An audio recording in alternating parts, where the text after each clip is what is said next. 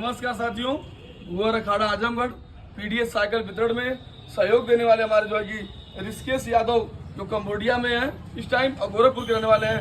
ऋषिकेश भाई की तरफ से 10 साइकिल और एक ट्राई साइकिल दिया गया है। जो हमारे भाई संतोष यादव आजगरा से हैं, इन्होंने उनके मोबाइल पे मैसेज किया था कि भैया मुझको ज़रूरत है साइकिल की, तो भैया को जो कि साइकिल वहाँ से जो कि पैसा बेचकर साइकिल देने का काम करवाया गया। दिल से धन्यवाद ऋषिकेश यादव कंबोडिया जी का, जो उम्र में बहुत कम है, ये विदेश गए कमाने के लिए, लेकिन वहाँ से इनका जो कि अपने वतन के लिए इतना प्यार है और अपने समाज के लिए इतना करते हैं कि भाई जो कि वहाँ पर पहुँच कर लोग वहाँ कमाने जाते हैं, लेकिन भाई वहाँ कमा भी रहा है और अपने वतन के लिए अपने लोगों के लिए जो कि सहयोग भी कर रहे हैं।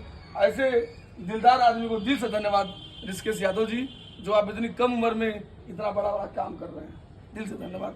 क्या कहना चाहेंगे? बस आपने बोल दिया, हमने बोल दिया।